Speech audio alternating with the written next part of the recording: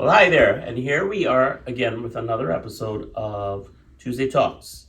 Today with me, we have a very special guest, and you guys know I'm very passionate about realtor safety, so we brought in somebody who can tell us a little bit about safety.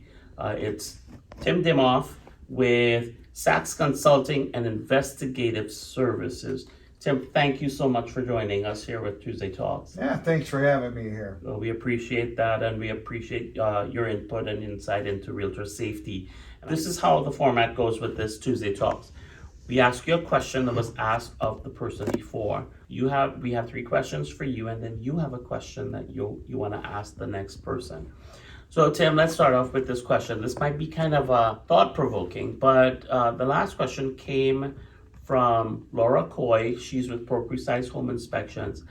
What is a popular quote that resonates with you in your everyday life?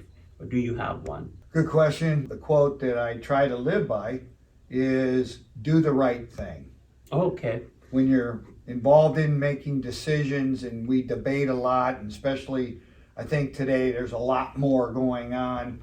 I think in the end you have to just say to yourself, what's the right thing to do, and do the right thing.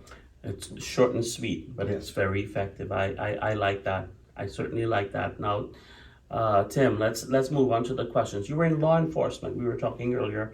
You were in law enforcement before you got into the consulting business. Yeah, I had a great career with the Akron Police Department and the Federal Task Force, and I really enjoyed my career, and I was able to be part of patrol, SWAT team, undercover narcotics, major cases, and high crimes unit, and learned a lot, got trained, experienced, and I was able to take those experiences, those trainings, and the knowledge, and I was able to basically springboard into my second career, and it fit, and it really helped very well. Really? So that sounds like a world of experience there.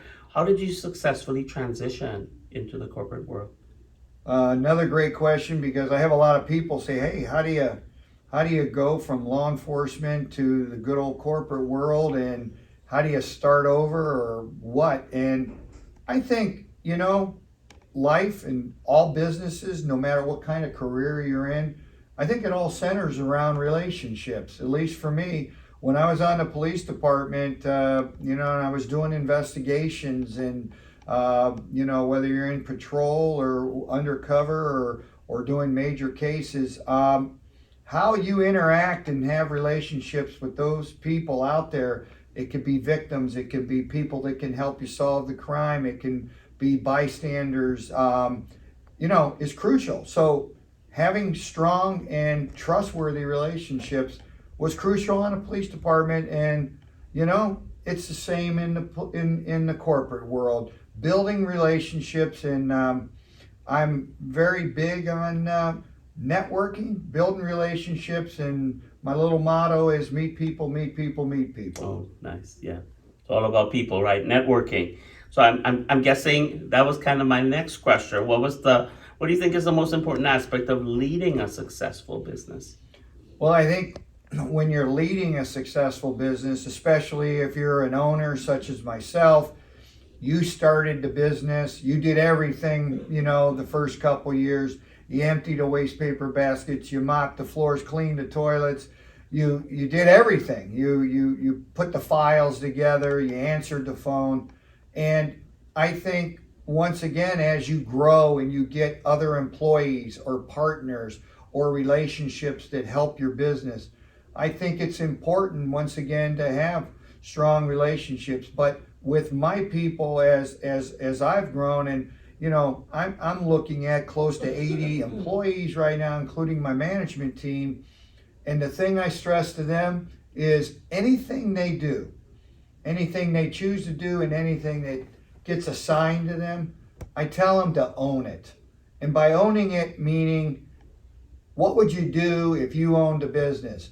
Now you own that specific task or project or training or engagement. And I tell my people every day, come into the job, and everything you do, own it.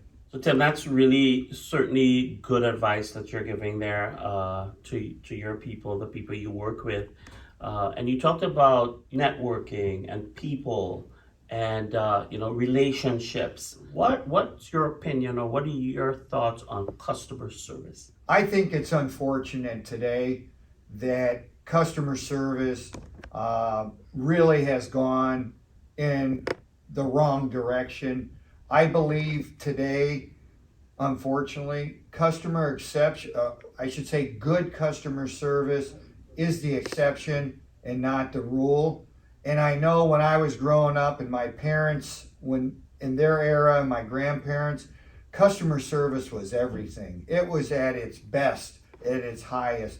And unfortunately, I think customer service has deteriorated today. And I think literally when you get customer service or good customer service, it's almost we're surprised or we're shocked or we're really thankful, but it's not the norm. And I think a lot of businesses that still hang on and really promote good customer service, I think you got a tremendous edge. And I know for a fact, if you could create a good universal customer service, easily your business could increase 10 to 20% a year, minimally that much or more, because customer service, great customer service, is really wanted in huge demand. People are very discouraged today about that. Yeah, I can see that. And I see the point with customer service. I've always been in the service industry, and I use a different term as well too. I say customer experience, and it's how their experience is, how you make them feel is how you're gonna build business and be successful in what you do. So that's certainly a good insight into customer service. Tim, you have a question for the next interview. What's your question to them? Yeah.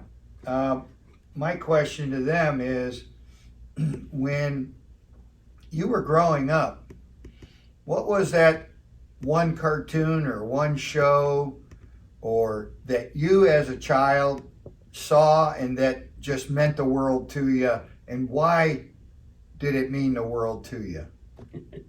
Okay, so that's something to look forward. That's going to be the question for next week. Thank you, Tim, for being here with us. I do appreciate that. Tim Dimoff, and you're with SACS Consulting and Investigative Services. He is the CEO and president of the company. Tim, thank you for coming. Thank you for having me, and I always tell everybody be safe. Yes, thank you. And guys, don't forget, if you're serious about real estate, we're serious about you. Bye for now.